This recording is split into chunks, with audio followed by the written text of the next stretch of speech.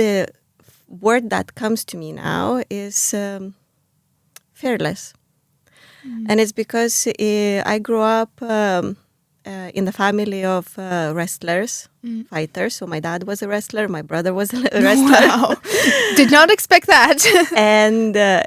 And what I learned from the early childhood, that I should not be afraid to take any challenges in my life.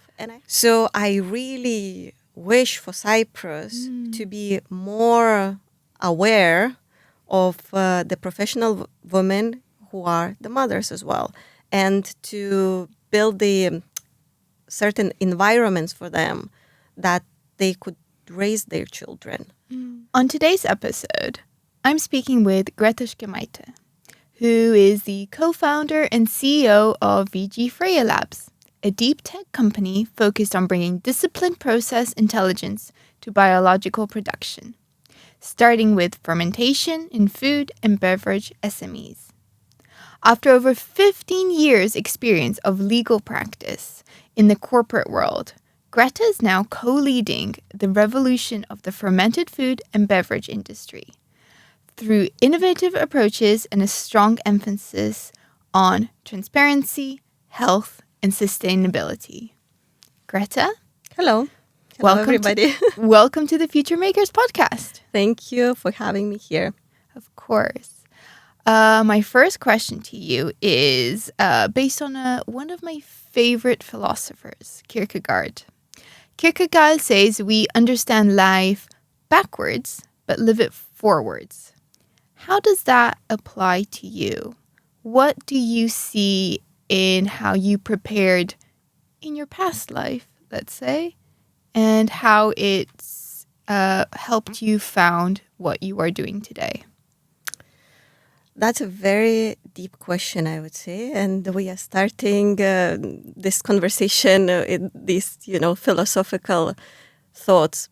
So I think that the word that comes to me now is fearless, and it's because I grew up in the family of wrestlers, fighters. So my dad was a wrestler, my brother was a wrestler. Wow. Did not expect that. And what I learned from the early childhood, that I should not be afraid to take any challenges in my life. And I had quite a few. But I am lucky enough to know that whatever happens, taking these challenges, there will be always people who have my back. So I grew up with this feeling, and I am very grateful to have it. That's wonderful. Can you tell me more about the place and this kind of space, the physical space that you grew up in? Yeah, I grew up in a small town in Lithuania. The name is Radviliškis. Cypriots are laughing that it's a red village, like Kokino Trimitia, for instance. So it's a small town, but it was very cozy. My both parents are teachers.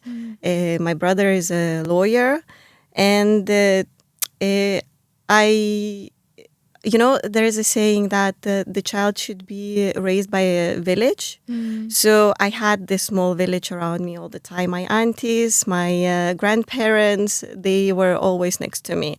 And then, because I had a big brother, he's 4 years older than me. So my friends from early age were, bigger boys. So most probably that's why I grew up kind of tomboy. And it developed me as quite a strong woman, I would say. Now, what was the script that was being, I don't want to say enforced, but, provided to you? What was your family or the village, the environment kind of, suggesting you follow? And what was their plan for your future? Definitely not entrepreneur, because, funny enough, yesterday I had a training and there was a discussion about innovation. So the older generation, like our parent generation, they always they had this thought that, the secured life is this 9 to 5 salary at the end of the month. And I think that was their wish. And as you said, script for me.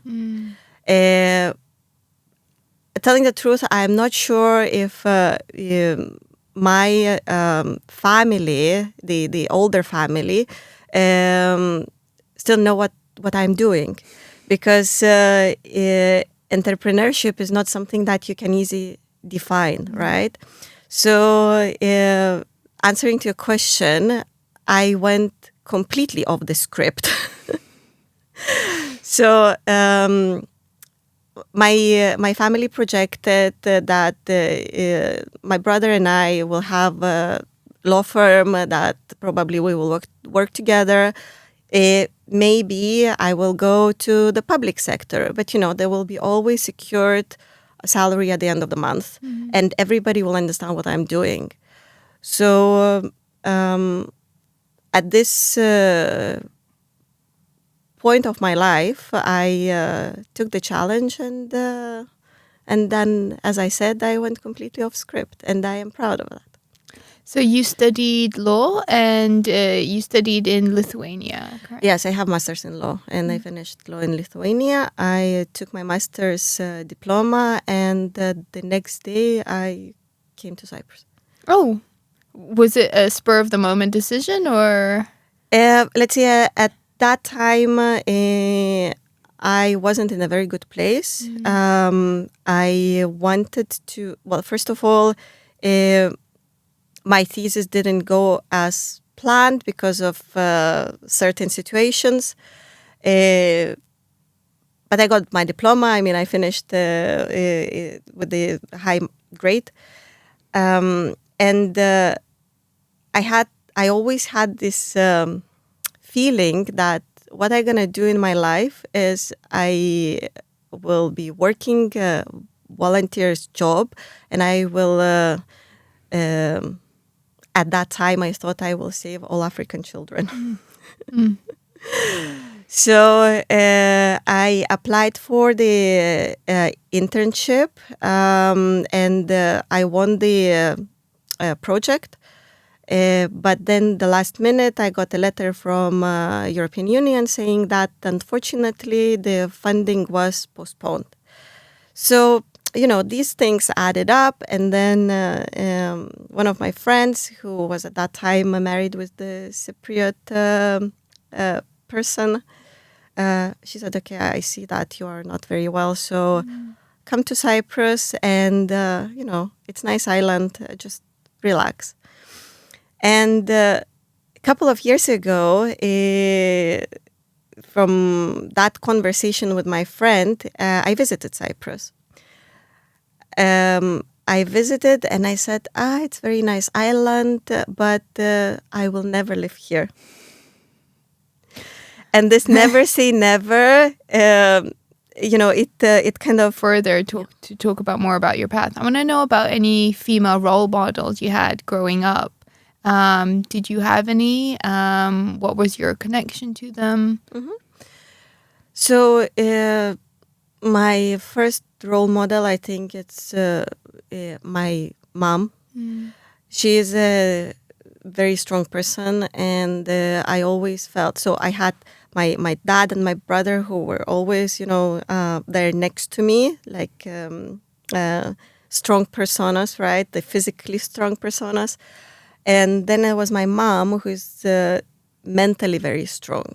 So that created a stability in my life. And I think that this, what I feel up to this day, like I don't fear failures. I see them as lessons more than failures. So... yeah, so that first was my mom, and then, as I said, I was raised by my small village, So there were always, my aunties, who's one has her own business, another one had a very mentally, let's say, exhausting job, which also, I was taking, I was learning strength from her as well. And I am very lucky to have three of my best friends who are always, stands for me, and I feel that, they got my back as well. So I kind of always surrounded by a strong woman, and this encourages me. They have their battles, and I see how they are going through these battles, and it kind of gives me motivation that whatever life brings me, I can do it. And if I cannot do it alone, there is there are people behind me who will help me to overcome all the struggles. So when I started entrepreneurial journey, I also saw lots of stories. I witnessed lots of stories of a woman who are super strong. They can be, I call them superheroes, because they can be amazing mothers. They can be amazing professionals. They have their struggles in their life, and they never give up. So all these examples just adds to my personality and gives me superpowers. It does. And there's actually a lot of strands I kind of want to develop based on that. I mean, I love how you are kind of describing how the role models who have been who you kind of looked up to are kind of ongoing as well. And they help kind of continue to develop that mental strength and mental resilience in you. And I think that's really important, this community aspect. Absolutely. You need it. Absolutely. And that's why I think all these women communities, the businesswomen communities, they really matter and they really make a difference. So I am happy to see that, in Cyprus we have several of these communities.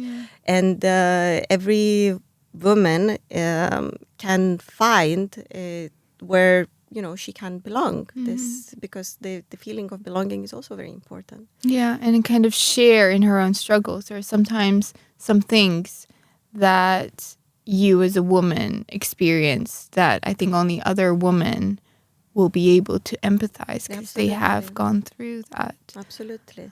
Because, we need men, definitely. But on the other hand, it's only us who can be mothers, right? And for me, being a mother, it's very important that to share this. And it's very important to communicate with other women and with other women who have children, and to see how they handle the situations, because sometimes it might. Everybody knows postpartum depression, right? I am lucky I didn't have it, but this is a huge thing that I think only now we started to talk about that. And how many duties women have. I mean, to be the mother, to be the wife, to be the professional, to be the to keep all the household together, right? Also to be a daughter, to be sister. So it's kind of crazy. I mean, that's how much you can handle, right? Yeah. So the fact that you can share in the community, and you can maybe consider some advices, maybe you can consider some help. This is a huge thing. Yeah, and I really want to actually talk about like motherhood, especially in entrepreneurship, because it's hard. I mean, taking on just working for yourself enough, and having the responsibility of a company, of if you have a team, to have the responsibility of their livelihood, but then also having your own family to then think about constantly as you are thinking of growing something that, is risky. Absolutely. Um, And that was a big thing for me. The big decision when I had to decide to leave secured corporate job, yeah. and I am building business together with my husband, and so this means that we both are in the situation that we don't know what's gonna happen at the end of the month, right? So that was the decision that took for us, I think, over half a year to decide. Of course, there were like some pushes from the side that I said enough is enough, but there was a period of time where I had to split myself into how many pieces just to keep the balance. My 9 to 5 work, which wasn't really 9 to 5. It was like extended working hours, because it's a legal job. I mean, you cannot just shut the doors and that's it. Of course. Then building the business, and then all the household duties. So at some point, I felt like it is too much, and I cannot handle it. So either we finish with the business, or I have to give up my secured corporate job. But because I really believed in our idea, and I really believed in my husband, again, you have to. I mean, I'm really blessed, I would say, that I always have this sense that somebody's holding my back, right? So my husband was one of them, right? I trusted him. I trusted his abilities, and I said, okay. I mean, I believe in what we are doing, and we are building our family future with Freya Labs. I wanted. So when you walked into a corporate, your first job was within like a corporate industry, corporate kind of environment. Okay, if you put aside all these, student jobs, Okay. yes. What did you learn in that environment? What were you learning about power? Okay. The very, very big lesson that my former boss taught me is that business is business. It's nothing personal. That was a very eyes-opening lesson, where I understood that business life is not always fair, and there are consequences as well. But this unfairness and these consequences are not, targeted personally to you.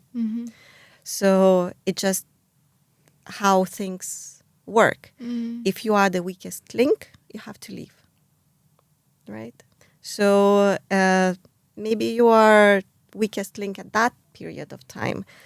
Maybe you are weakest link at that particular moment, right? But it doesn't define you as a person. So you have to leave from that position, but then, the other doors or window, whatever you want, right, will open for you. So that was a lesson that was not that wasn't directly my lesson. Yeah. But I saw the split of a partners, where unexpectedly I got involved, and when I realized that this it doesn't sit well with me. It's not how I would do it, and I questioned my former boss, like, why this happened, and that was the answer. And he was 100% right. Wow. I mean, that's a really very big lesson to learn. Yes, and now when I see some challenges in business, right, and in my entrepreneurial journey, that's what I always remember. Business is business, nothing personal. Business is business. Did you enjoy your corporate career? Was it something that brought you passion? Let's start from the fact that I never wanted to be a lawyer. Okay, well, that changes things. So I always like my dream when I was at school. My dream was to be a journalist, and I wanted to be a journalist in the hotspots, like these war countries. That was my vision where I want to be.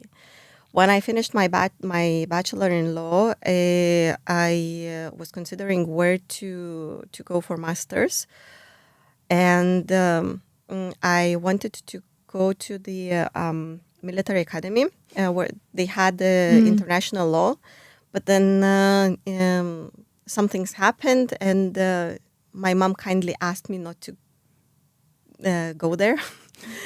Kindly. So kindly asked me not to go there. And I said, okay, but still I'm going to stay in the same university, but I will choose international law because it I felt like it will open some, doors for me. And again, it's more about,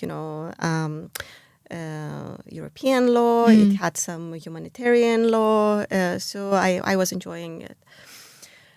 And I always had this, thought that I will never work in corporate as well. Never say never, right? But I came to Cyprus, and I think after a week or so, I got a job in one of the biggest law firms in Nicosia.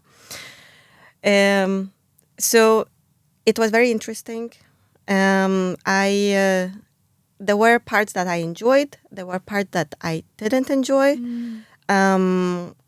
I respect my first former boss because of this lesson that I just told you, and some other lessons that I had. So yes, it was. I did enjoy to the point, let's say, but then after, if I'm not mistaken, 5 years. I said that, okay, I kind of feel that I exhausted everything here. I do not really move anywhere forward. So I got a proposal from the fiduciary firm, again in Nicosia, one of the biggest fiduciary firms. And I stayed another 7 or 8 years there. So again, there were ups and downs. There were parts that I really enjoyed. I enjoyed to share the knowledge. I enjoyed to create, the trainings for other people. I enjoyed the trust law. I was very deeply into the trusts. But then at some point, I realized that I do not agree with certain rules. And that was, let's say, the last drop that convinced me that I have to create something that is mine, and I have to dedicate myself to something that is mine and my family's. And if I mean, it's a simple thing. If you do not like rules that that's set on you by somebody else, then you just create your own rules, right? Yeah, of course. So that's what we did. I wanted to ask, because I've read a lot of some of the articles written about, how you founded Freya Labs. And in a lot of them, I think the story, the way the story is shaped is that you left your corporate career to kind of pursue the passion of your husband. But in the way you're kind of describing it, it's kind of, even though maybe the area he was more, active in that area previously. It sounds like you're actually pursuing your passion as well, and your passions just crossed. How do you kind of define? That's exactly what happened. Yeah. So I call my husband mad scientist. Yeah.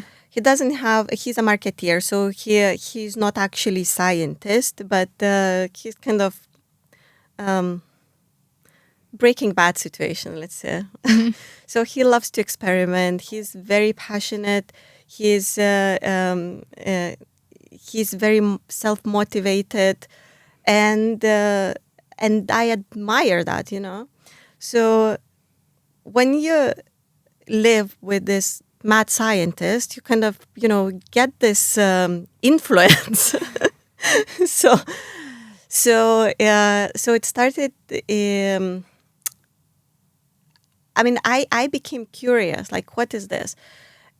So in the previous articles, we shared our story that our business started from a very bad accident, right?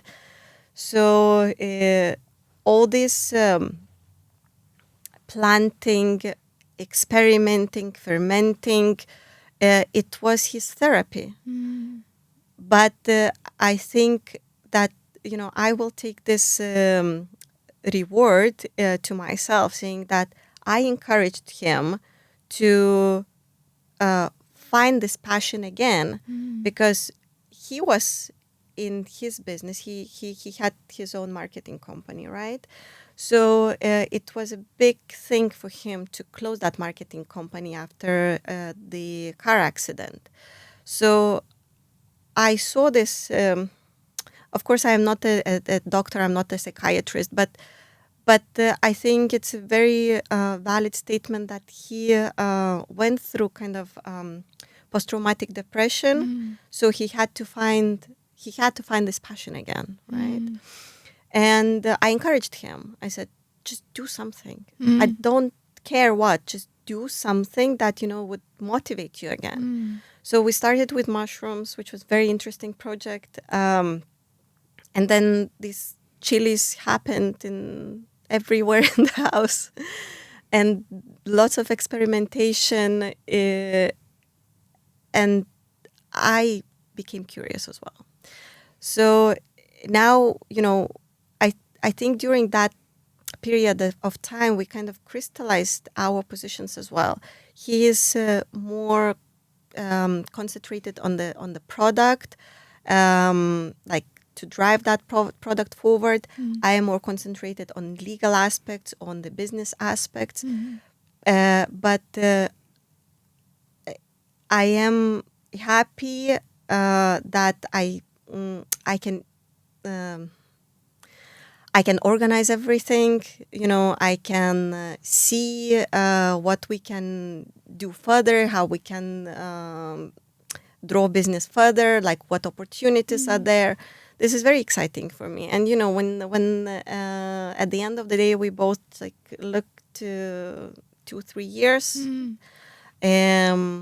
we see that how many things we did together. So, even sometimes it's not only flowers and hearts, obviously, but these flowers and hearts, they come when we actually look back and see what we built together. Lovely. Since we're talking about Freya Labs, do you want to just give a brief overview of what you are actually building? So, currently we are a team of 11 people. We have our tech team, we have our marketing team, and Freya Labs is the main company, actually the core, right? It's our core, and we are building forsetics. Forsetics, in very simple words, it's the assistant that has certain features in it that helps fermenter, small medium producer, to pipeline in their fermentation process, to reduce the admin work, and to keep the consistency so consumer can enjoy the end product. And you're building it as a family. It's you and your husband. We are co-founders, Yeah. but now the family expanded. So as I said, we are a team of 11 people. And it seems, even though the team is brand new, I would say, but it really believes in the company, in the future. So there was one time when I had a team meeting, and I just saw this sparkle in everybody's eyes. And I looked to Vas, to my husband and the co-founder of Freya Labs, and I said, I feel emotional. And there are very rare occasions that I feel so emotional. So the family expands, and I see that everybody sees the purpose. Everybody sees the future of Freya Labs, and everybody is motivated to drive Freya Labs to further horizons.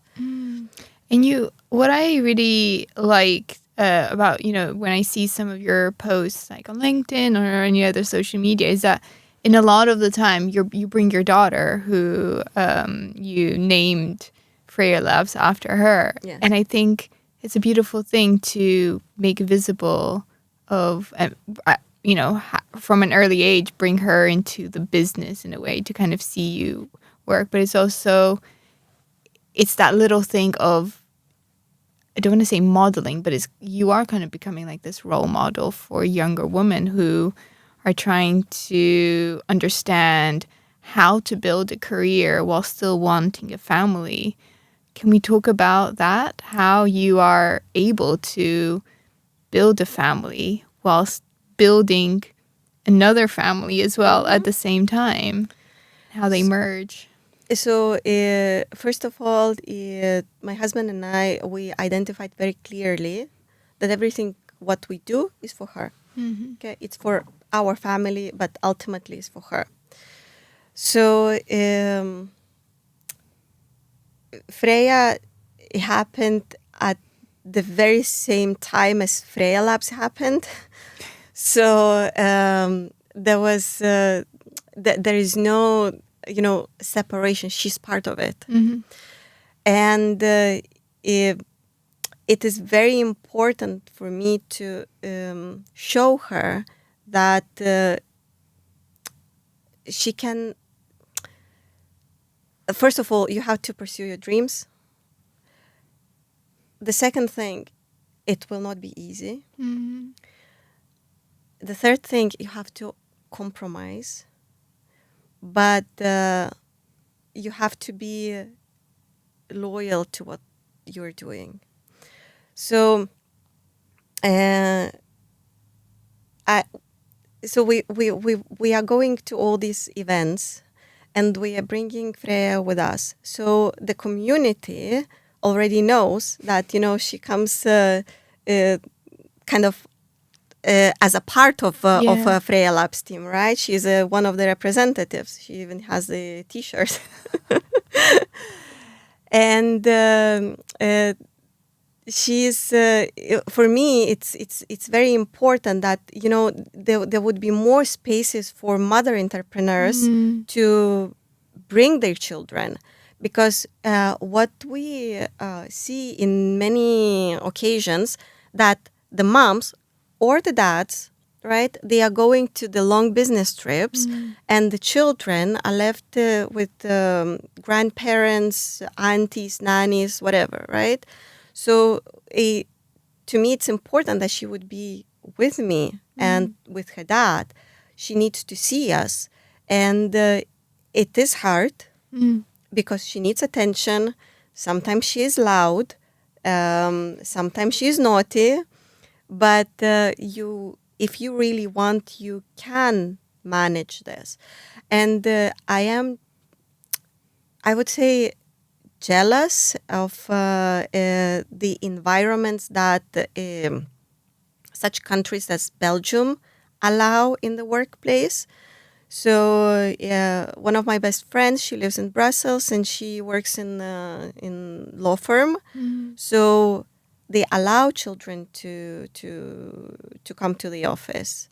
It's not a big deal, you know. They have the play days. Another best friend of mine lives in Dubai, and their office. She also works in the fiduciary. So her office also allows, you know, these days with the children. So I really wish for Cyprus to be more aware of the professional women who are the mothers as well, and to build the certain environments for them that they could raise their children. So, because again, as we said at the beginning, it's natural that the children should be raised by a village, right? Yeah. So this office community, it is like part of the village as well, right? Yeah. Of course. So if you train from the very young age your child to be a part of it, it will not be a hustle anymore. Yeah. It will be just natural part of it, right? Yeah, of course. And telling the truth, it's for me, it is a little bit strange that we don't have this in Cyprus, because Cyprus is very family orientated by its nature, right? But what we see is that the children are left with their grandparents. And nowadays, what happens? The grandparents, some of them are still working as well, right? Because the parents delivering children in let's say older age, right? Then what else happens? That or the grandparents are either too old or also busy with their house chores, right? Yeah. And the children left in front of TVs. So I didn't want this for my daughter. I want her to be with us. I want her to experience. I want her to see the world. I want her to see different people.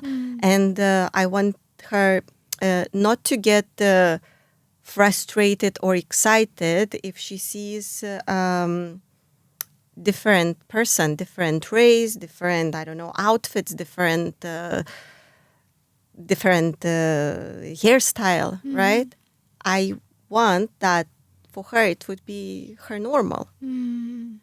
And it is exciting that she knows how to behave now when she's in the conference, let's say. She's curious, she's asking, she's 4 years old. But she knows what her dad does. You know, when the dad works, for instance, she knows what he's doing. When mom works, she knows what the mom is doing. Take her in certain events, on certain occasions. It gives us flexibility, even though, you know, we went to this EIT Next Bite, EIT Food Next Bite event. It was in Belgium. No, one was in Bilbao in Spain, and the second was in Brussels. So the first one was in Bilbao. So Freya came there to that big convention, and she was the only child there. And everybody were kind of looking, you know, like, what's happening here? Yeah. But then I stepped up and I said to one of the managers of EIT Food, I said, look, you have to do something, because there are so many women. Yeah. And you're telling me that they don't have children. And he said to me, you are right. And some of them had to leave earlier because they had to pick up their children from school. So to basically taking the opportunity for women, you know, to see, to listen to some speeches, to communicate with some people that might be very important for her business, right? And then we went to, after that event, we went to Brussels, and you know, everybody knew Freya already, and everybody were calling her by name. So yeah, and actually she was the one to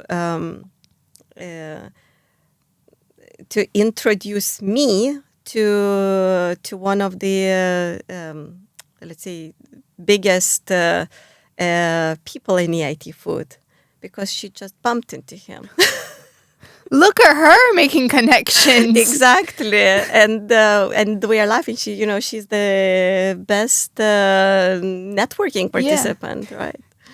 Yeah. So I really, really, I'm taking this opportunity here, and I really invite all the, I don't know in which camera I should to look, but I really invite all the women, to step up, and even the fathers, to step up and create this environment for motherhood and fatherhood, because these children, that's why we work, right? Yeah. This is our future. Exactly. So if you keep your future only in front of TVs, and you don't show them the world, how do you see the future life? Exactly. Right? Because as we were kids, I don't know about you, but in my town and generally, I would say in Lithuania, what we were doing as kids, we just we're leaving in the morning and coming back late evening when mom was just going around and just searching for you somewhere. But we were always out there doing something, right? Currently, in this world that we are living, you cannot let the child to go free like this, because there are numerous things that might happen and happening. News is full of that. But what we can do is to full of people who feel disconnected. Yeah. So connect with your family, connect with your children, connect with your husband, wife, whatever, right? Connect with your friends. So, and bringing our children with us, involving them in our life, making them, putting them in these situations where they actually see what is your job, what are you doing, what are your struggles, what are your challenges, how you overcome it, right? This is, I would say, invaluable lessons for the children, right? Yeah, of course. What kind of infrastructures do you think we need to build in Cyprus? Maybe in some of especially in some of the startup accelerators or incubators here on the island, are they child friendly? And if not, what do you think? What are some maybe small changes that they can do to make them more open to parents to enter? So first of all, let's say big events, right? Like conferences, conventions, right? Cyprus started to organize many of them, right? Build the kids' corner. If you can organize the convention with all and invite all these speakers, invite the one or two professional childcare persons. It's not that difficult, right? No. Create something that would be in the theme of on the conference or convention. Like if it's about, I don't know, food, let's say, prepare the kind of exercises, like tasks for the children, right? So they will understand what is this about. You are raising the new generation. You need to be part of this, to take the lead in this area, right? Yeah. If it's something, I don't know, related to law, create something like role modeling, the court or something like that, so people would understand, the children would understand what does it mean. Like if your mom or dad is a lawyer, they would understand what does it mean, right? Yeah. Because there was the survey where the children at school were questioned, what do their parents do? Like, what's their job? And the huge percent, I can't remember now how much, but the huge percent of these children, they didn't know what their parents doing. So, I mean, that says everything, I believe, right? So one of the suggestions would be this. Then in the workplaces, right? Even if, let's say, the law firm, right, or the fiduciary, whatever, do the family days. Once per, I don't know, month, once per 3 months, do the family days. Yeah, of course. It's not a big deal. Also, for instance, COVID showed us that we are actually more productive when we work from home, right? So, I mean, we already lived it. Yeah, of course. There is a proof, right?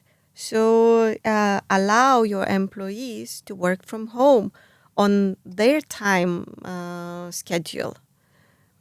So that's another one thing that I couldn't comply with the corporate environment. This punch card. So you have to come at certain time, you have to leave at certain time, you have to have the lunch break at certain time. It's not how our bodies work. No. I mean, it's also scientifically proven, right?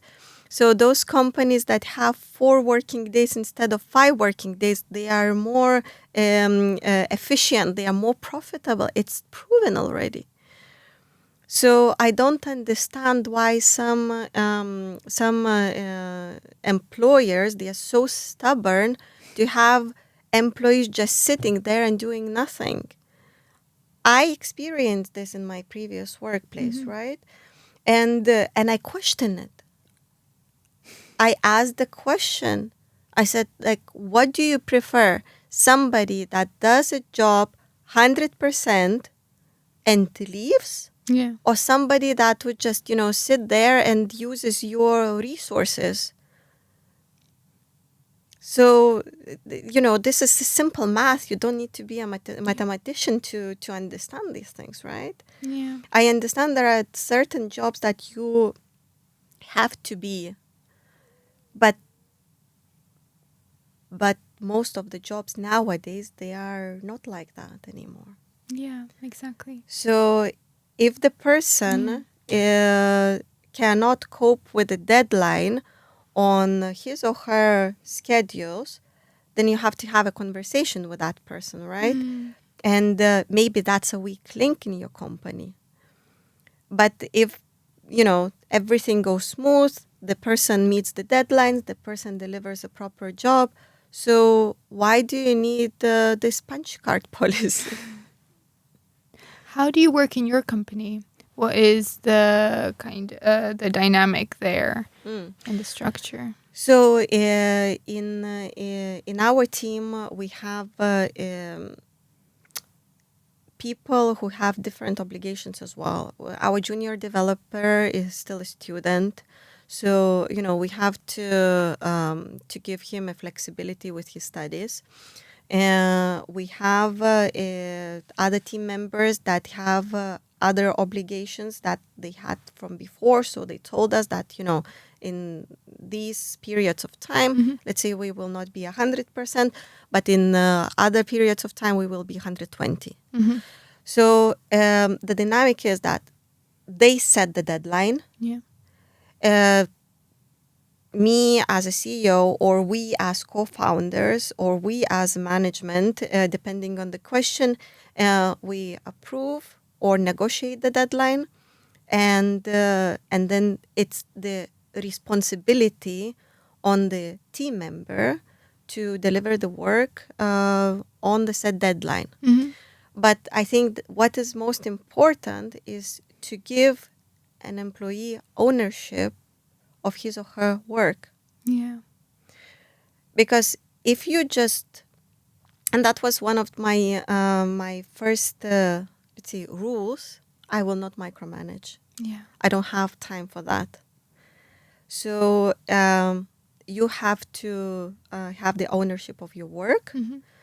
of course, there is the hierarchy to who is accountable to whom, Mm-hmm. but it's not strictly day by day. Mm-hmm. And as an adult, I concentrate on the result, not on the process. Yeah, exactly. So It takes so much energy out of you as well to be able to have to micromanage and to have to actually think about that person, that task, this. But It's, yeah. the thing is that the management chooses the team, right? Yeah. So if your team is failing, it's something wrong with you, Mm. I believe. Um, so you have to take certain decisions to change the dynamics. Yeah.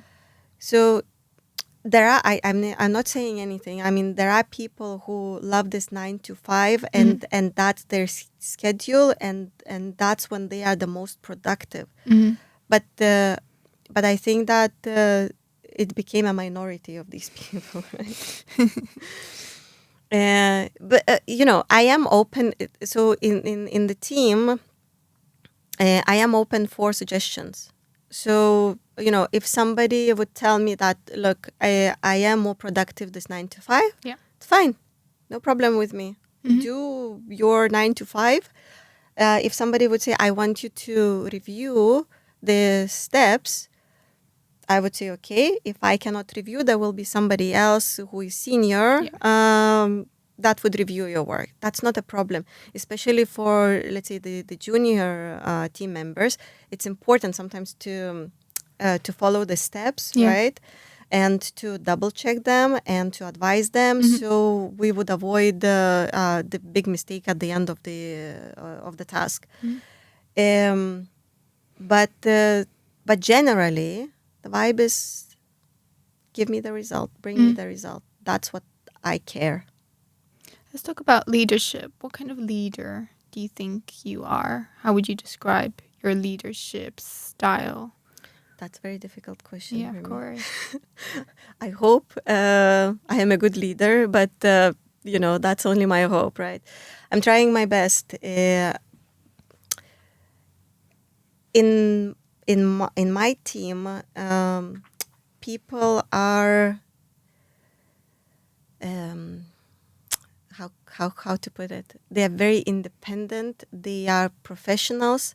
They know what they are doing, and probably sometimes or many times I have to ask for their advice on certain matters because my background is legal. So I don't know coding, let's say. Yeah. And we are deep tech company, right? So obviously I would go to our CTO and I would ask certain things. Yeah. Or I would not mind that he's educating me on certain matters. Vas, for instance, he's a marketeer and he's a product manager. So I would not, okay, with him maybe, because he is my husband as well. So I can allow myself that sometimes we have certain disagreements. But at the end of the day, he is a specialist. So I will accept his opinion, his advices, and I know that he is the professional in what he's doing. So I think my leadership is more about getting everybody together, giving them tools to work, and giving them the right to the ownership of their job, and insisting on the result, not on the process. What? Let's talk. Now that we've talked about leadership, let's go to the other end. Is there any big failure that kind of you feel you've worked through, but something that really taught you and kind of worked to help you build the values that you kind of work today, whether that's in leadership or so on. This could be, from Freya Labs as well. or anything? So personally, I don't see any step I took as a failure. I see it as a lesson. There were lots of lessons, but then it's on me if I learn them well or no, right? Now, when I had my leaders on top of me when I was in the corporate, the one thing that I really couldn't stand is micromanaging. Yeah. And I was always saying, if you hired me as a professional, treat me as a professional and trust me as a professional. So that's what I am trying to implement in my team now. Mm-hmm. I had these conversations with my former bosses. And I know that sometimes probably they were looking at me that, I was young at that time and maybe I didn't know, I was foreigner here as well. Maybe I didn't know some dynamics. It's fine. Give me advices, but don't micromanage me, right? Yeah. And there were occasions that I was saying very loud and clear, if you're going to continue doing this to me, you better fire me right now. So, yes, I think this is the failure of the leaders that used to lead me. Mm-hmm. What are your values? I think the biggest value that I could think of now is the loyalty. The loyalty to yourself, Yeah. the loyalty to your beliefs, loyalty to your family, loyalty to your job.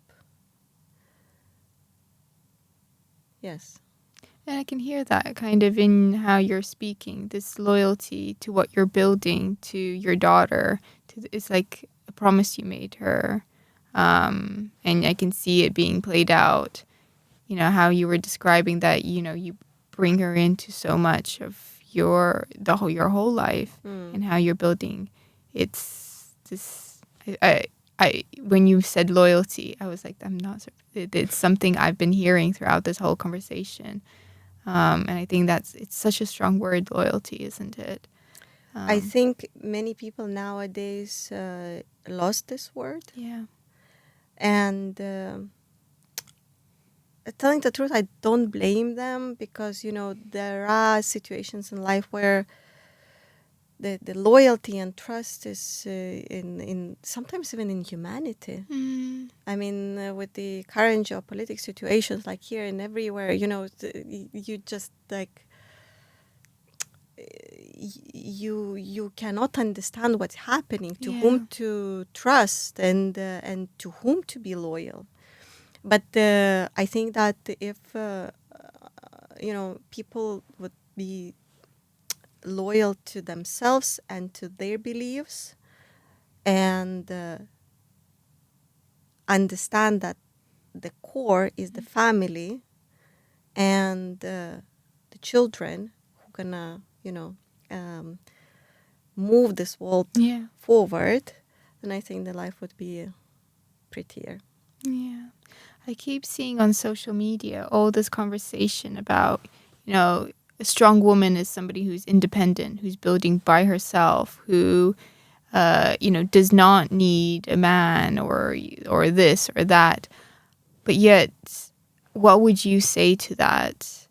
Because you're building with your husband, and I feel like you're building something so powerful and so incredible, and you are emanating like a strong woman.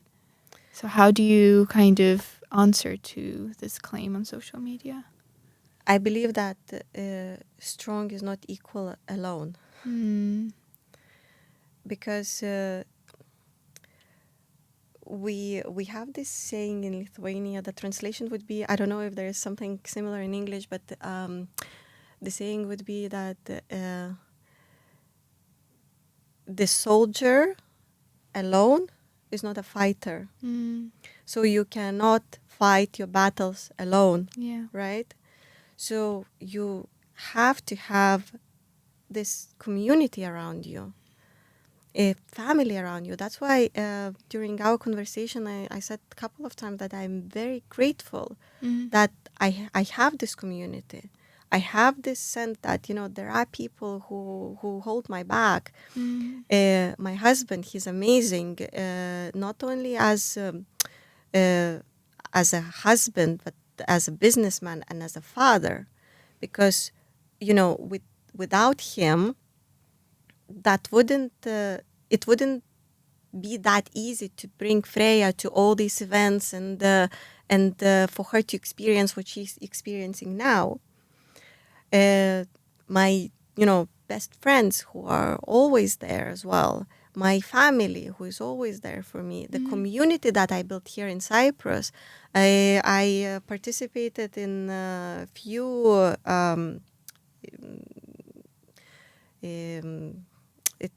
associations, I would say. So it was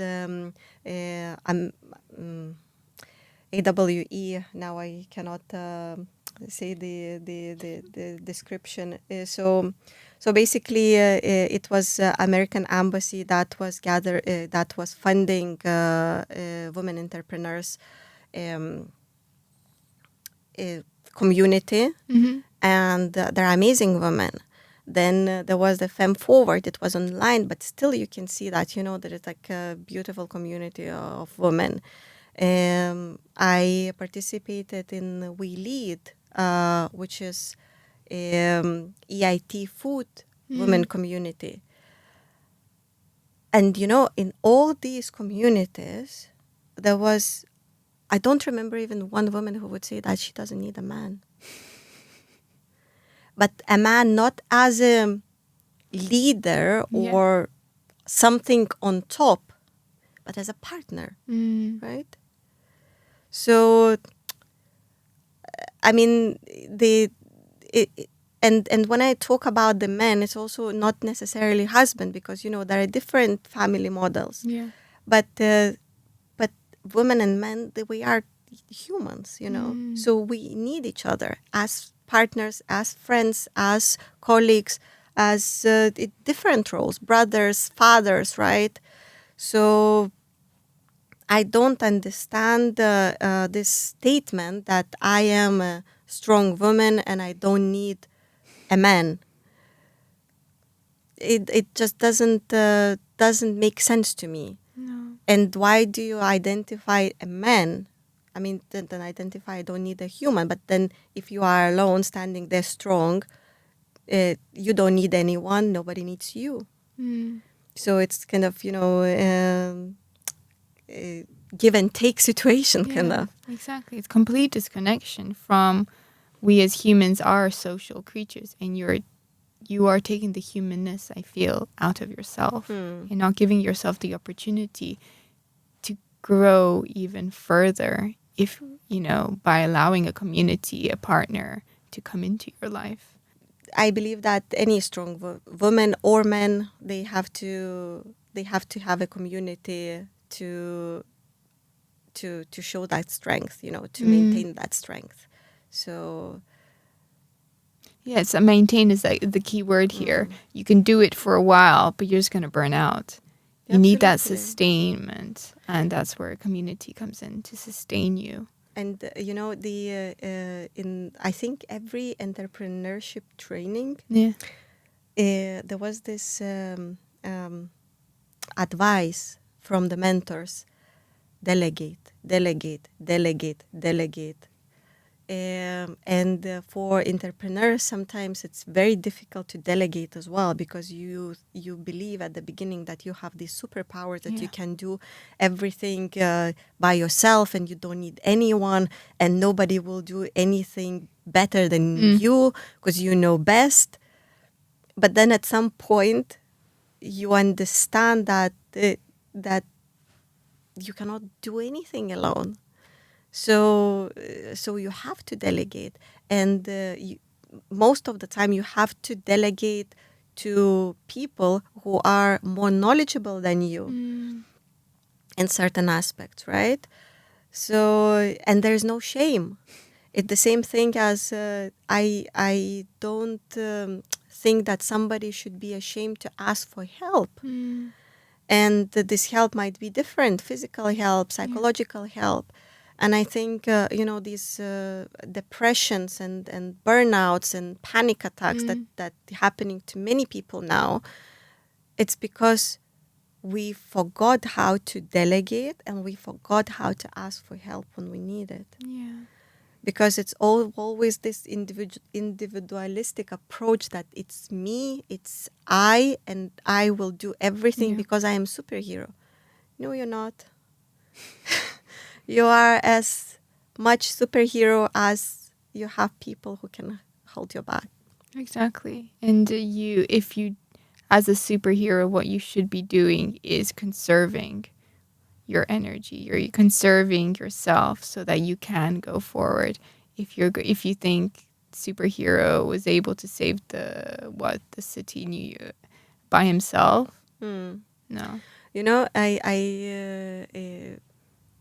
I would say to my daughter that if you want to be a superhero, the community should be your cape. Yeah. Right? So, because, there is no superhero without the cape, right? And in how many of the superhero movies you have that scene where like the whole city comes together and holds up. I remember, what is it, Spider-Man, when he's all cut up and they're like taking him on their shoulders and and that's when he gains his strength back. So it's, that scene is just constantly playing over whenever I'm at the point where I'm thinking I can only do it by myself. I have to do it by myself. Yeah, that scene always plays in my head. I'm thinking, no, you need others. Another one thing, when you delegate or you ask for help, then you kind of free your hand for something more valuable, right? So then, you can kind of get your breath back and to aim for more, right? For something better, for something nicer. Or another one thing, if you are always pushing yourself for this better and nicer without anyone's help, you also kind of, there is the marathon, right? At some point, you're losing your breath, and you just collapse. Yeah. And then what? And telling the truth, Vas, my husband, he's this kind of character that he's very orientated to work, and sometimes I have to tell him, like, look, work is not the purpose. Work is only the process, right? Yeah. So you have to relax, you have to recharge, you have to spend time with your family and your daughter, breathe, and come with more power. Yeah. And then better things will be waiting for you. Yeah. What kind of future are you building towards? What now that we've kind of talked about all of the elements that kind of have built your own life, what are you actually building? Personally or business? Both. Okay. So at the end of our pitch, we always say that we are building business for the greener future, more sustainable future. Our solution is about sustainability. And even though it's a big word, and in many cases nobody really understands what does it mean, but without sustainability, without consciousness how to save our resources, we will not have a future. That's a statement that I think at the back of their end everybody knows. So our aim is to build healthier, more sustainable future for using the fermentation process. Mm-hmm. And personally,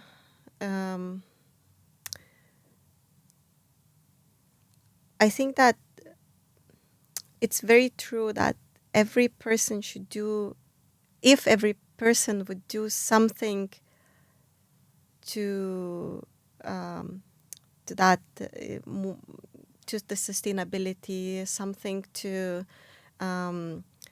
building social connections, something small. Mm. If all the people would do that, would slowly, brick by brick, would build that that betterness, then we, our planet would stay longer than it's projected by the scientists now, and humanity would stay longer than expectations had been written now. Yeah. Lovely. And my final question is, what advice would you give young women who are now looking at an entrepreneurial life, trying to choose a career or at least have a passion project that they would like to turn into their work? What would you say to them? First of all, I would say don't listen to any advice because it's only you know what's better for you. Yeah. If you are in a crossroad and you just don't know, then ask for professionals, search for mentor, search for somebody that you trust, Mm-hmm. right? Consider what they say, but always follow your heart. Mm-hmm. And as entrepreneur, I always say entrepreneurship is not for everybody. So I always advise to audit yourself if you can handle that many obstacles, that many slaps, that many rejections, Mm-hmm. because during that journey, you would get lots of them. And I met many entrepreneurs, and not even one who said that their journey was easy, especially when you don't have funding from your friends and family. So when you build something from scratch, then you have to be ready for lots of negativity, Mm-hmm. doubts, criticism.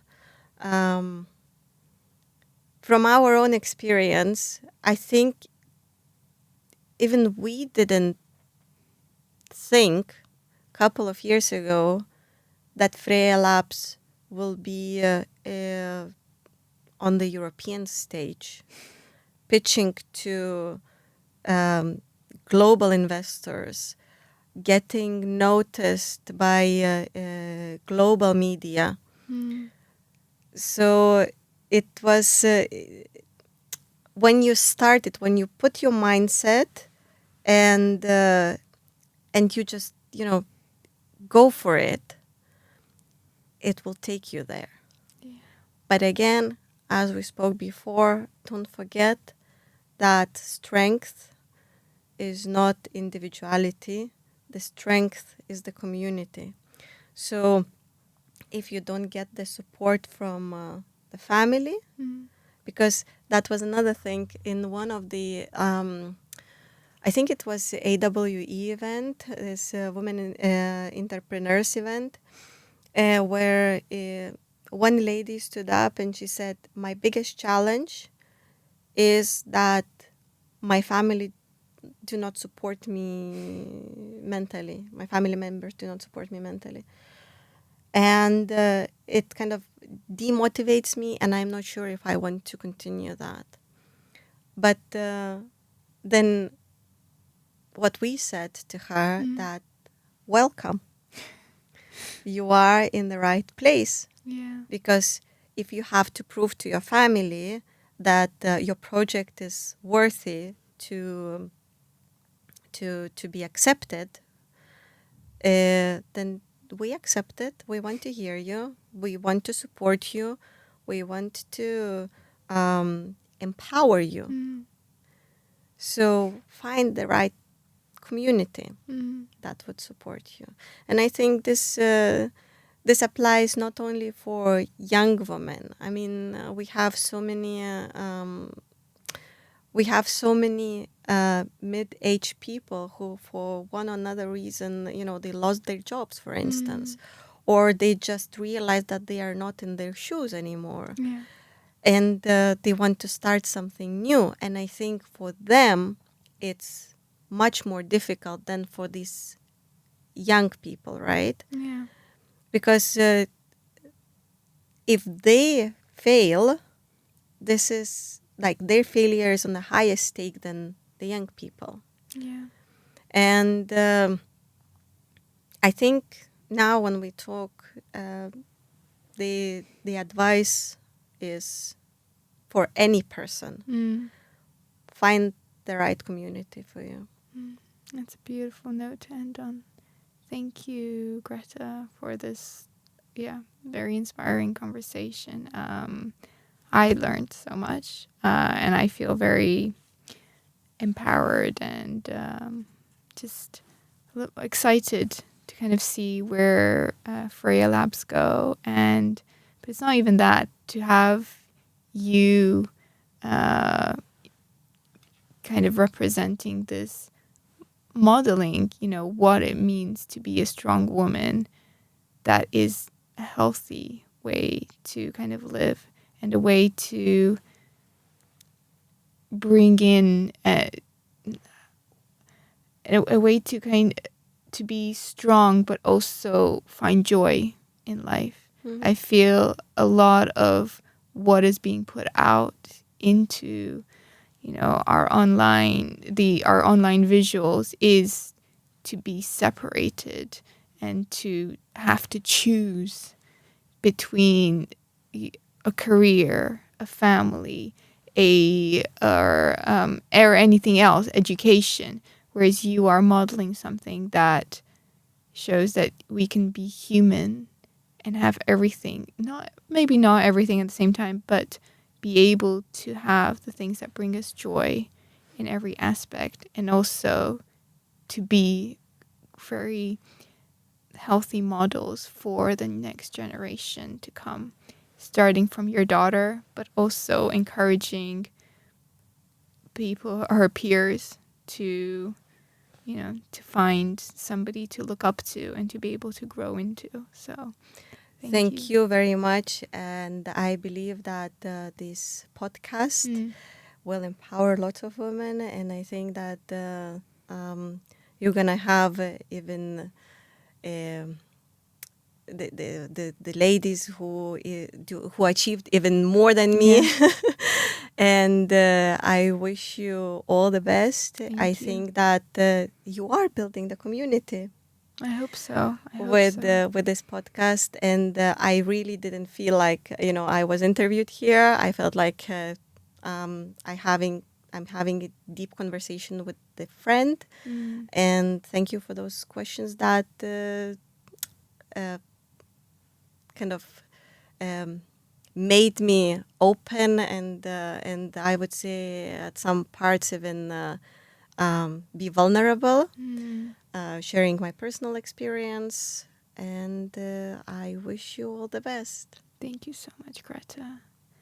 Thank you for joining us in today's episode with the Future Makers.